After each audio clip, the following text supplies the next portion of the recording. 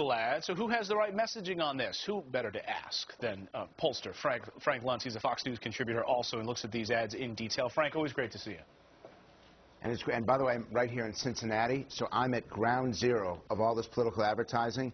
These people, when you turn on the TV, even on a Sunday morning, all they see are political ads, and they're already fed up with it. I can imagine. In one of these ads being played, Frank, is this new Obama tampered ad. Obama basically making the case, I guess, that the Romney campaign took his words out of context. How's this thing playing? And watch how divided the responses are. The red line are Republicans, the green line are the Democrats, and you're going to see this divide as the ad plays. Let's take a look.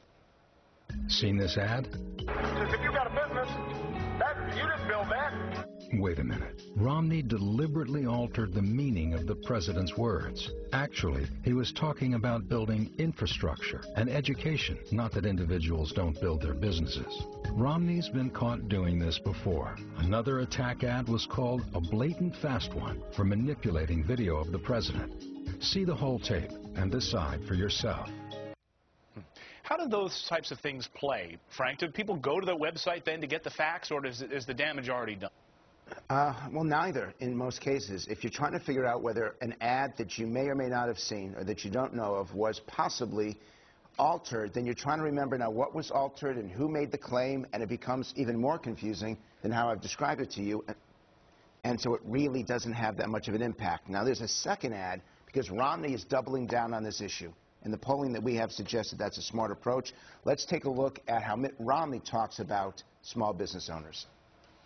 People who've worked hard, started a business, and created jobs can't believe what President Obama is saying about them. If you got a business, you didn't build that. Somebody else made that happen. Oh. Unbelievable. What an insult. I'm outraged. I can't believe he just said that. I can't believe the President of the United States could say that I have not made this. The government had practically nothing to do with it. If anything, government gets in our way. Now we really know how he feels about small business. To rebuild the American dream, we need a president who believes in the American dream. Wow, Frank, that red line managed to go off the top of the screen. Yes, we had a few small business owners in our group, and they actually broke the dials. They were so positive to it. But I want to put this in perspective. If you are an upper-income person, you pay a significant amount of taxes. The top 1% of Americans pay about 30% of all taxes.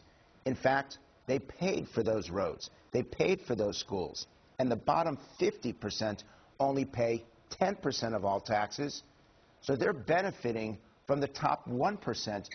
You'll never hear that from Barack Obama. You'll never hear the fact that this business community in America has paid for this infrastructure that everybody else has the opportunity to use. You know, you're in Ohio. I can't let you go without asking you how things look right now with some of the polling out of that state, because we've seen some recent polls that don't seem to be pointing too favorably right now for Mitt Romney in Ohio. But here's an overall Gallup poll, and you digest this. This is one of business owners, which showing that the business owners disapproving of the job that President Obama is doing approve only 34%. So what are you getting a sense of in this battleground state of Ohio and how important that is?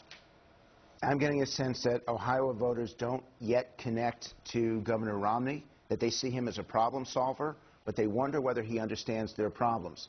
Similarly, I see that there's a hostility towards Barack Obama, that he hasn't solved their problems, but at least he understands them.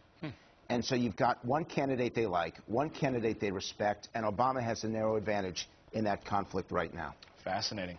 Frank Luntz in Cincinnati this morning for us. We appreciate your insights as always, Frank. Thank you.